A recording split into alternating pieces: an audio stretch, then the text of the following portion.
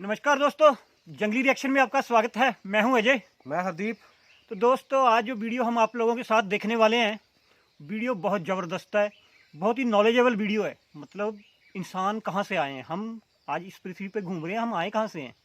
खैर, अब तो हमारे पास बड़े अच्छे जवाब हैं कि माँ बाप है हमारे, ये वो, लेकिन एक्चुअली में इंसान पृथ्वी पर कहाँ से आया है। और इतनी नॉलेजेबल वीडियो है दोस्तों, मज़ा आएगा देखने का। तो चलिए पहले करते हैं वीडियो स्टार्ट और बाद में देंगे अपना रिव्यू।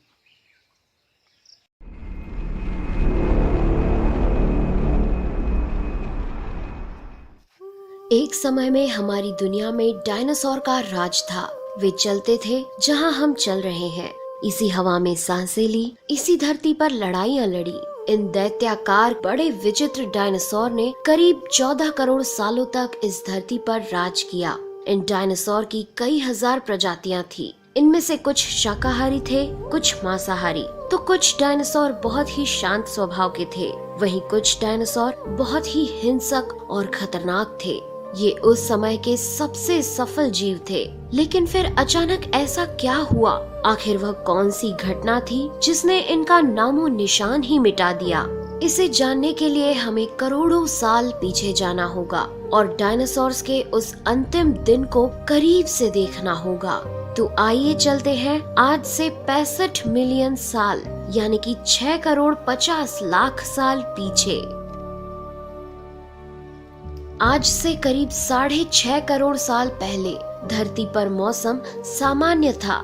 चारों ओर सूरज की रोशनी बिखरी हुई थी। लंबे लंबे पेड़ों से टकराती समुद्र की ठंडी हवाएं और चारों तरफ डायनासोर के चिल्लाने चिंघाड़ने की आवाजें। जब ये सारी डायनासोर प्रजाति बड़े ही आराम से धरती पर अपना जीवन बिता रही थी, तब 10 करोड़ साल पहले ही इनकी किस्मत लिखी जा चुकी थी। 10 करोड़ साल पहले एक छोटा एस्ट्रॉइड का टुकड़ा जो सुदूर अंतरिक्ष से आ रहा था, वह पृथ्वी से लगभग 20 करोड़ मील दूर मंगल और बृहस्पति के बीच बने क्षुद्र ग्रह बेल्ट में घूम रहे एक बड़े एस्ट्रॉइड से जा टकराता है। इस टकराव से उस बड़े एस्ट्रॉइड की दिशा बदल जाती है और वह क्षुद्र ग्रह बेल्ट से निकलकर सीधे पृथ्वी की ओर 22,000 मील प्रति घंटे की रफ्तार से बढ़ने लगता है। जब यह एस्ट्रॉइड पृथ्वी से 3,84,000 किलोमीटर की दूरी पर था, तब धरती से शायद डायनासोर का अंत ना होता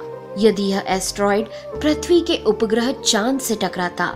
लेकिन नियति को कुछ और ही मंजूर था, इसलिए ये बड़ा एस्ट्रॉइड चांद के बहुत नजदीक से गुजर गया। 40 किलोमीटर के व्यास वाला 2 ट्रिलियन मेट्रिक टन का ये एस्ट्रॉइड प्रत्येक सेकंड के साथ साथ धरती के करीब बढ़ता जा रहा था। ये एस्ट्रॉइड जब पृथ्वी के वातावरण के संपर्क में आया तो इसकी रफ्तार एकाएक 70,000 किलोमीटर प्रति घंटा हो गई। पृथ्वी के वायुमंडल में घुसते ही घर्षण की वजह से ये एक भयानक आग के गोले में बदल गया। ये इतनी रफ्तार से धरती की ओर बढ़ रहा था कि सिर्फ 4 मिनट में इसने अटलांटिक ओशियन को पार कर लिया। इसकी चमक इतनी अधिक थी कि धरती पर टकराने से पहले ही हजारों जीव आग के इस दहकते गोले को देखकर पूरी तरह अंधे हो चुके थे। ये जीव उस उल्का को देख नहीं पा रहे थे, लेकिन वह उसकी भयानक गर्मी को महसूस कर रहे थे। कुछ ही क्षण में ये एस्ट्रॉइड मेक्सिको की खाड़ी के पास जमीन से टकराता है और लगभग 35,000 डिग्री सेल्सियस की ऊर्जा वाला एक भयंकर विस्फोट होता है। इस टकराव का विस्फोट लगभग 10 हाइड्रोजन बम के विस्फोट के बराबर था। ये विस्फोट इतना शक्तिशाली था कि इसके टकराते ही धरती की लाखों टन धातु अंतरिक्ष में चली गई। टकराव वाली जगह पर 180 किलोमीटर चौड़ा और 20 किलोमीटर गहरा गड्ढा बन गया। विस्फोट के कारण इस गड्ढे का सारा मेटल और पत्थर आसमान में धूल के बड़े बादल में बदल गए।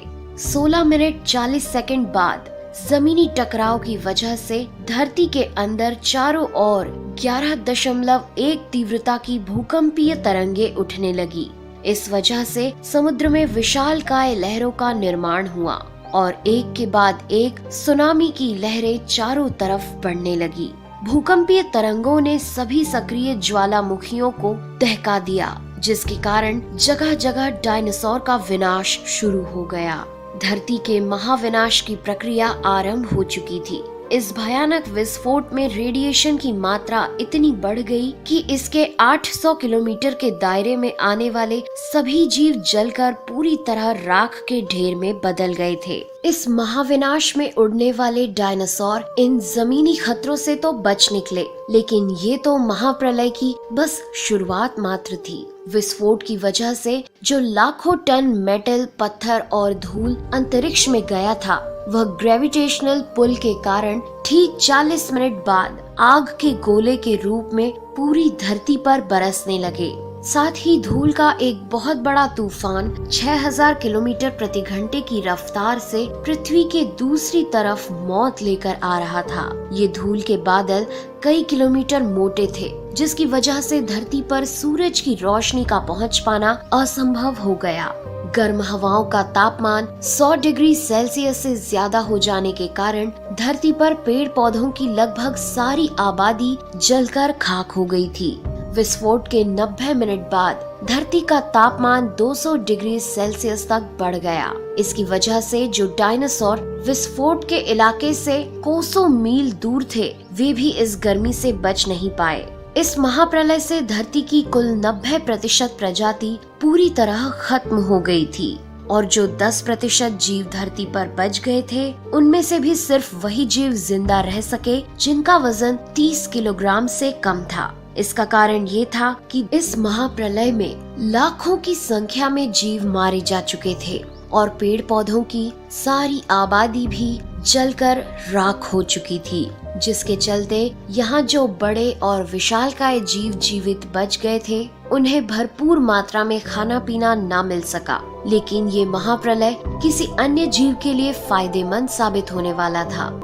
डायनासोर्स का अंत एक नई प्रजाति के लिए सुनहरा अवसर लेकर आया। ये प्रजाति थी मैमल्स की। मैमल्स यानी स्तनधारी जीव। इन्होंने खुद को इस महाविनाश से बचा लिया था। अत्यंत गर्मी से बचने के लिए ये जमीन के अंदर रहने लगे थे और जिंदा रहने के लिए इन्होंने सब कुछ खाना शुरू कर दिया। इतने बड़े महाप्रलय के गुजरने के बाद धरती फिर से सामान्य हो गई थी। सतह पर फिर से नए पेड़ पौधे उगने लगे थे और धरती पर जो 5% जीव बच गए थे, उनमें एडाप्टिव रेडिएशन की प्रक्रिया से बहुत सारी नई प्रजातियां जन्म लेने लगी। इयोसीन इपोक में 5.5 करोड़ साल पहले बंदर जैसी प्रजातियां आई। इनकी आंखें सर में आगे की तरफ थी। इसी काल में प्राइमेट्स के सर के अंदर एक महत्वपूर्ण इवोल्यूशन हुआ। इनकी स्पाइनल कॉर्ड को मस्तिष्क से जोड़ने वाला छेद, जिसे फोरमेन मैग्नम कहते हैं, वह स्कल के पिछले हिस्से के बेस से सेंटर की तरफ शिफ्ट होने लगा। यानी कि अब जो प्रजाति आई, वह सीधे खड़े होकर चलने में सक्षम थी। आज से 4.7 करोड़ साल पहले धरती के वातावरण में लगातार बदलाव होने शुरू हुए। धरती के टेक्टोनिक प्लेट्स में हलचल हुई, जो धरती के 2 बड़े महाद्वीपों को एक दूसरे के पास ले गई। ये वही भूभाग है जहां आज हम भारतीय रहते हैं। ये है इंडिया, जो एशिया महाद्वीप की ओर तेजी से बढ़ रहा था। इन दोनों महाद्वीप के आपस में टकराने की वजह से हिमालय जैसी पर्वतमालाएं खड़ी होने लगी। यह वही पर्वतमाला है जिसे आज हम जानते हैं दुनिया की सबसे ऊंची चोटी माउंट एवरेस्ट के नाम से। ये पर्वतमालाएं इतनी ऊंची थी कि इससे मौसम का पैटर्न बदलने लगा, जिससे पृथ्वी ठंडी होने लगी। इस पर्वत श्रृंखला से गिरने वाला बर्फ आगे चलकर कई नदियों का निर्माण करने लगा। यह वही नदियां हैं जिससे आज हमारी आधी से ज्यादा आबादी को पीने का पानी मुहैया होता है। ओलिगोसीन इपोक में 3 करोड़ साल पहले ग्लोबल कूलिंग हुई। घास के मैदान बढ़ने लगे और जंगल घटने लगे। तब ऐसे जानवर विकसित हुए जो खुले मैदान में रहने के लिए उपयुक्त थे और इन्हीं में दूसरे जानवरों को खाने वाले जानवर भी विकसित होने लगे। 1 करोड़ साल पहले पृथ्वी वह रूप लेने लगी थी जिसे आज हम देख रहे हैं। धरती का वातावरण लगभग पूरी तरह से आज के समान बन चुका था और धरती के सारे महाद्वीप लगभग पूरी तरह से जाने पहचाने थे। लेकिन परिस्थितियां फिर बदलने लगी। 40 लाख साल पहले धरती की टेक्टोनिक प्लेट में एक बार फिर से हलचल हुई और अफ्रीका के पूर्वी इलाकों में एक नई पर्वत श्रृंखला का निर्माण हुआ। ये पर्वत श्रृंखला थी ईस्ट अफ्रीकन रिफ्ट वैली। इस पर्वत श्रृंखला के उभर जाने से यहाँ के हरे भरे जंगलों में आने वाली मौसमी हवा का मानसून पूरी तरह रुक गया और इस वजह से यहाँ के जंगलों में बारिश आनी बंद हो गई। यहीं इसी जंगल में रहते थे द ग्रेट एप्स। ये हैं हमारे काफी दूर के रिश्तेदार। हमारे ये पूर्वज कहलाते हैं पेरोलापिथिकस या पेरोला। हमारे परिवार की शुरुआत इसी ग्रेट एप्स से हुई। पेरोला पेड़ों पर रहते थे और फल खाते थे। वजनी होने के कारण ये एक डाल से दूसरी पर नहीं जा सकते थे, इसलिए ये हमेशा झूलते रहते थे। कभी कभी ये अपने 2 पैरों पर भी खड़े हो जाते थे। ये चल सकते थे। आम धारणा के उलट सीधे चलने की क्षमता जमीन पर नहीं बल्कि टहनियों पर विकसित हुई। बाइपेडलिज्म यानी 2 पैरों पर चलना इंसानों की नहीं बल्कि एप्स की खोज थी। आगे चलकर ये ग्रेट एप्स जलवायु और जगह के अनुसार बदल गए। कुछ चिंपैंजी और गोरिल्ला में विकसित हुए, कुछ इंसानों में विकसित होने शुरू हुए। वो पूरे अफ्रीका में फैले हुए थे। बारिश के बंद हो जाने से यहाँ के जंगल सूख गए, जिसका सबसे ज्यादा असर इन एप्स पर पड़ा। जंगल सूख जाने से इन एप्स के लिए खाने की समस्या उत्पन्न हो गई और इसीलिए अब ये पेड़ों से उतरकर खाने की तलाश में जमीन पर अपने कदम रखने लगे। ये हैं एडिपिथिकस रेमिडस। ये हैं हमारे पूर्वज जिन्होंने जमीन पर मानव इतिहास का पहला कदम रखा और आज इन्हीं के कारण हमने चांद पर अपना पहला कदम रखा। इनका दिमाग एक संतरे जितना बड़ा था और इनकी लंबाई 4 फीट तक थी। ये हमारे वंश के सबसे पहले सीधे चलने वाले जीव थे। कई हजार सालों के विकास क्रम के बाद ये 2 पैरों पर चलने लगे। इससे ऊर्जा कम खर्च होती थी और ये चलते चलते भी खा सकते थे।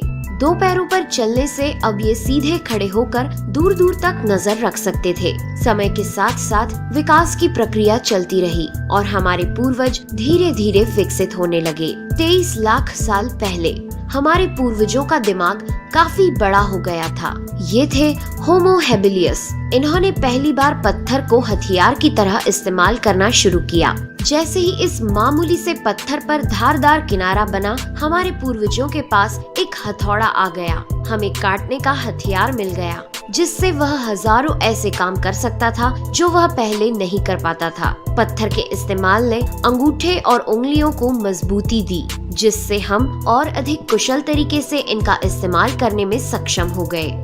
समय बीतने के साथ ही हमारे पूर्वज अब समूह में अन्य जानवरों का शिकार करने लगे थे। ये थे होमो इरेक्टस, जो अन्य जानवरों से ज्यादा होशियार थे।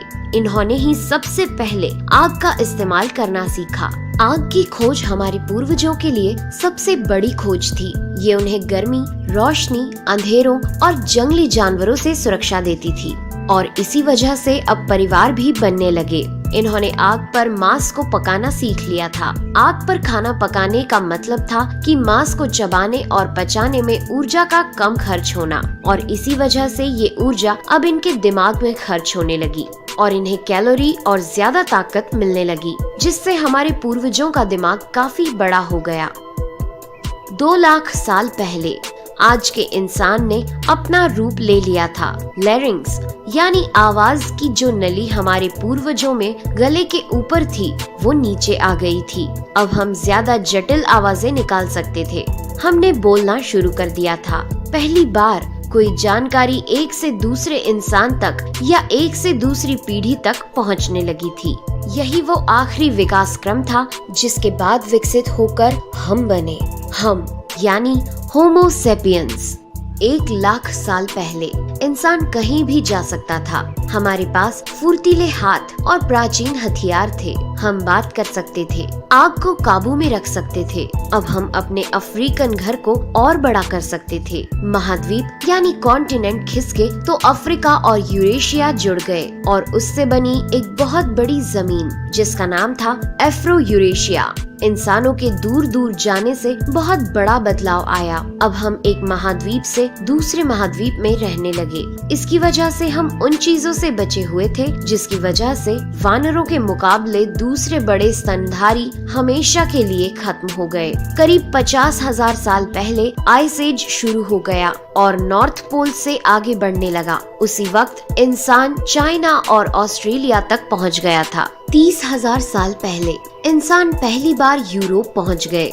जब बर्फ अपने चरम पर थी, तब इंसान अपनी खोज में नॉर्थ ईस्ट साइबेरिया के बर्फीली टंडा तक पहुंच गया। आइस एज के इतने कठिन दौर में भी इंसान हर उस हुनर का विकास कर रहा था जिससे कि वो सच्चे मायनों में इंसान बन सके।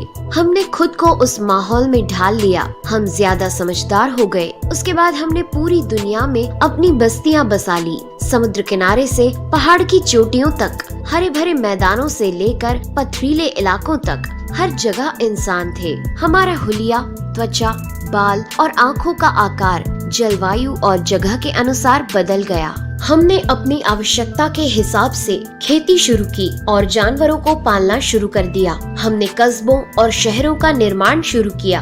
उसके बाद हमारी सभ्यता और संस्कृति का जन्म हुआ। हमने विज्ञान और गणित का इस्तेमाल शुरू किया, जिससे हमें भविष्य में जाने के लिए ऊर्जा और तकनीक मिली। ये है हमारा समय। अब हम पूरी तरह विकसित हैं। हमारे जैसा इस धरती पर अब कोई जीव नहीं। आज हम जानते हैं कि हम कौन हैं, कहां से आए हैं, लेकिन ये तो बस शुरुआत है। अभी हमारा सफर खत्म नहीं हुआ है। हमें अभी और आगे जाना है, आने वाली चुनौतियों का सामना करना है और खुद को और विकसित और आधुनिक बनाना है। दोस्तों, आज के एपिसोड में बस इतना ही। वीडियो अच्छा लगा हो तो प्लीज लाइक करें और चैनल को सब्सक्राइब कर हमारा सपोर्ट जरूर करें। यदि आप नए हैं तो इस चैनल पर हमारे बाकी वीडियोस भी विजिट जरूर करें। साथ ही सब्सक्राइब कर नोटिफिकेशन बेल को भी ऑन कर लें। मैं हूं आपकी दोस्त नेहा आगरकर। फिर से मिलेंगे एक नए एपिसोड में। तब तक के लिए दीजिए इजाजत। नमस्कार। तो दोस्तों, वीडियो हो चुकी है ख़त्म। क्या ज़बरदस्त वीडियो थी यार, मज़ा आ गया देखने का। इतनी नॉलेज मैंने पहले कभी इतनी नॉलेजेबल वीडियो नहीं देखी। डॉक्टर साहब, आपको वीडियो कैसी लगी? बहुत बढ़िया, बहुत अच्छी थी। बहुत ज़बरदस्त कैसे दिखाया गया हमारी पृथ्वी। हम तो आज बड़े भाग्यशाली हैं कि आज हम इस हरे भरे, देखो पीछे कितनी हरियाली है, इस पृथ्वी पे हम रह रहे हैं। लेकिन आज से 16 करोड़ साल पहले, जैसे कि वीडियो में बताया गया है कि कैसे एक आता है ऊपर से पिरामिड बोलते हैं ना, क्या बोलते हैं इसको, पिरामिड और भाई हैं। हाँ नहीं, वो तो ठीक है। मैं सोच रहा हूँ कि अगर आज के ज़माने में ऐसा कुछ हो जाए, जैसी तबाही आज से 16 करोड़ साल पहले आई थी, मतलब पृथ्वी पे वही जीव बचे जिनकी मतलब जो वेट 30 केजी से कम था।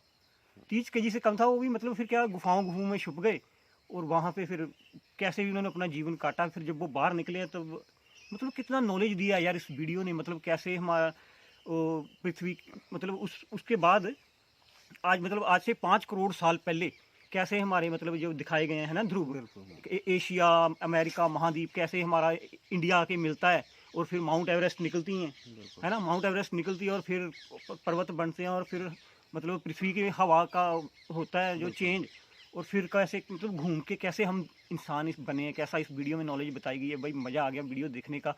और क्या आज देखो दोस्तों, हम आज कैसे मतलब धर्म के नाम पर लड़ाइयाँ कर रहे हैं, बिल्कुल हैं। और देखो जैसे वीडियो में बताया गया है कि आज से 2 लाख साल पहले हम बात करना शायद सीखे थे, है ना। कैसे हमने आग जलानी सिखाई, मतलब सीखी है। फिर हमने खाना मतलब आग पे पकाना सीखा है। कैसे कैसे हमने विकास किया है। हमारे विकास ने, इंसान ने जो विकास किया है, कितना क्लैरिटी से दिखाया हुआ है। और आज हम पता नहीं कहाँ पहुँच गए हैं कि आज हिंदू मुस्लिम जात पात ऊपर नीचे क्या मतलब, है ना। बिल्कुल। और मुझे लगता है जैसे उस टाइम डायनासोर मतलब खत्म हुए, एक दिन इंसान भी ऐसे ही कभी तबाह हो जाएगा। अभी देखो ना पीछे जी, एक आज से 2 के 3 साल पहले 2 के 3 साल पहले ना एक उल्कापिंड आ रही थी। उल्कापिंड थी, अनुमा मुआ, इधर ऐसा कुछ नाम था उसका, अमोना मुआ। और वो जितनी स्पीड से आ रही है ना, वो अभी तो खैर चली गई है, लेकिन वो 7 साल बाद फिर आएगी घूम के। हाँ, लेकिन खैर वो हमें डरने की जरूरत नहीं है। वो सुना है कि 64 या 65 हजार किलोमीटर दूर से निकल जाएगी, या 64-63 लाख किलोमीटर दूर से, शायद ऐसा कुछ है, निकल जाएगी। लेकिन अगर आज के ज़माने में ऐसा कुछ हो जाए, बिल्कुल सब कुछ खत्म, है ना। मतलब बिल्कुल डरावना होगा। ऐसे होता ना जैसे उल्कापिंड को पृथ्वी गिरेगी ना, जैसे पानी में पत्थर फेंकते हैं ना, उससे जो लहरें निकलती है ना, ऐसे ही होता है, उथल पुथल हो जाता सब कुछ। उसमें भी देखना, जब वो गिरा था तो 180 किलोमीटर चौड़ा और 20 किलोमीटर गहरा, मतलब वो बन गया था, खड्डा बन गया। वो जगह आजकल के अमेरिका में है। अमेरिका में एक स्टेट है शायद अटलांटा में, शायद मेरे को याद नहीं अच्छी तरह, वो जगह अभी अमेरिका में है जहाँ पे वो गिरा था। तो वहाँ आज भी मतलब वो देखने को है, 180 किलोमीटर चौड़ा बिल्कुल दिखता है वो। और आज के ज़माने में कोई ऐसा, ये तो शुक्र करो कि हमारी पृथ्वी जो है वो बृहस्पति के पास है। हमारा सोलर सिस्टम में हमारा बृहस्पति ग्रह जो वो इतना मतलब उसमें आकर्षण है कि वो छोटे, वो जो बड़े मतलब जो कोई 20-30 किलोमीटर के पिरामिड भी आते हैं ना, तो बृहस्पति इसको खींच लेता है अपनी तरफ और उसमें ब्लास्ट करवा लेता है। लेकिन क्योंकि पीछे 4 साल पहले एक बहुत ज़बरदस्त ब्लास्ट दिखाया गया था बृहस्पति ग्रह पे, और वो अगर वो चीज़ पृथ्वी से आके टकरा जाती ना तो हमारा काम हो जाना था भाई। ये तो बृहस्पति है जो हमारे को बचा रहा है, क्योंकि वो जितने भी आते हैं पिरामिड बड़े साइज के होते हैं, उनको वो अपनी तरफ खींच लेता है। लेकिन जो छोटे साइज के, जैसे कि कोई यही कोई 2-4 मीटर 5 मीटर लंबा 10 मीटर यही आते हैं पृथ्वी की साइड, वो आते हैं। कुछ चांद ले लेता है इसको अपने ऊपर, चांद भी खींच लेता है जो उसकी रेंज में आ जाए। जो पृथ्वी की रेंज में आ जाए वो तो खींच लेगी। वही ना बाबा, बहुत बुरा हाल हो जाएगा अगर ऐसा कुछ अभी होता है तो। पर साइंटिस्ट ने हर एक उल्कापिंड पे नजर रखी हुई है, रखी तो है, पर जब आ रही होगी तो उसे निपटाने के लिए तो बहुत कुछ ऐसे ग्रह हैं जो हमारे सोलर सिस्टम से बाहर हैं। मतलब जो वो बड़े बड़े ग्रह हैं, मतलब जैसे हमारा चंद्रमा नहीं है, कुछ ऐसे ही हैं, उनको बोलते हैं भी मतलब अनछूते, कुछ ऐसा कुछ बोलते हैं, उनका नाम है कुछ ऐसा। लेकिन वो आ रहे हैं हमारी सोलर की तरफ, और जैसे साइंटिस्टों ने अंदाजे लगाए हैं ना, मतलब अभी नहीं, कुछ 100 साल बाद हो सकता है, तो वो हमारे सोलर सिस्टम के अंदर प्रवेश कर जाएंगे। अगर सोलर सिस्टम के अंदर वो आते हैं तो भाई फर्क तो पड़ेगा, फिर फर्क पड़ेगा, वो उनका रुख पृथ्वी की तरफ हो सकता है। लेकिन खैर देखेंगे, उस वक्त भी शायद बृहस्पति में बचा ही ले। ऐसा होता है ना, शायद टेक्नोलॉजी कोई ऐसी आ जाए जैसे। हाँ, टेक्नोलॉजी है आजकल। अभी साइंटिस्ट जो बात कर रहे हैं, जैसे कोई छोटा एक ना जो प्लूटो है ना, प्लूटो है ग्रह है, उसके अंदर ना एक उसका चंद्रमा घूम रहा है। हमारे साइंटिस्टों ने वहाँ पे एक अपना मतलब एक यान भेजा है, वहाँ उस पे उतर के वो यान मतलब उसके ना वो उठा रहा है मिट्टी। हाँ, उसकी मिट्टी उठा रहा है, वो इधर ला रहा है, क्योंकि उसका थोड़ा बताया जाता है कि वो शायद पृथ्वी की तरफ घूम सकता है। रिसर्च के लिए ना? नहीं, रिसर्च के लिए नहीं, वो पृथ्वी की तरफ घूम सकता है। तो उसकी मिट्टी मतलब उसको उड़ाने के लिए हम उसको वहीं पे उड़ा देंगे, क्योंकि उसको आने में भी काफ़ी साल लगेंगे, तो इसलिए साइंटिस्ट को उसको शायद उधर ही उड़ा देंगे। तो उसका फिर मलबा जो खिलर जाएगा तो फिर उसको ज़्यादा मतलब नुकसान नहीं पहुँचाएगा पृथ्वी को। टुकड़े तो पृथ्वी की मतलब ओजोन लेयर पार करते करते जहाँ खत्म हो जाते हैं, जल जाते हैं, ऐसा होता ही है। तब देखो भाई, क्या जबरदस्त सफर था हमारा इंसानों का, कैसे हमने तरक्कियां हासिल की, कैसे है ना। बिल्कुल, पहले हम जंगल में रहते थे, मांस खाते थे, फिर आया हमने एक खाना मतलब फसल उगानी सीखी है ना। फिर आगे आगे कैसे ट्रेन, प्लेन, आज हम मोबाइल, यूट्यूब वीडियो, मैं और आप। वाकई यार क्या जबरदस्त है, मतलब इस इंसान का इतिहास जो है बड़ा जबरदस्त इतिहास है। और अभी हम रुके नहीं हैं, बिल्कुल अभी हम रुके नहीं हैं। अभी हमने पता नहीं कौन इंसान ने कौन सी खोजें और करनी बची हुई हैं, मतलब पता नहीं। अभी हमारे तो नहीं, लेकिन आने वाले कुछ 100 सालों के बाद शायद हम मंगल पे भी रहेंगे, शायद हम बृहस्पति मतलब कहीं ग्रहों पे इंसान इतना तरक्की कर चुका होगा। आने वाले कुछ सालों बाद हम वर्चुअल बात कर सकेंगे एक दूसरे में, जैसे कोई लंदन में बैठा है, ये है वो है। तो वाकई बहुत नॉलेजेबल वीडियो थी भाई, मज़ा आया वीडियो देखने का। दोस्तों, वीडियो को जो ओरिजिनल क्रिएटर है उनको भी जरूर सब्सक्राइब कीजिएगा, बहुत मेहनत की है भाई साहब, मैडम जो बोल रही थी उन्होंने बहुत मेहनत की है, तो हमारे चैनल को भी सब्सक्राइब कीजिएगा। तो ठीक है दोस्तों, मिलेंगे नेक्स्ट वीडियो में, तब तक के लिए जय हिंद, जय Bharat and thanks for watching.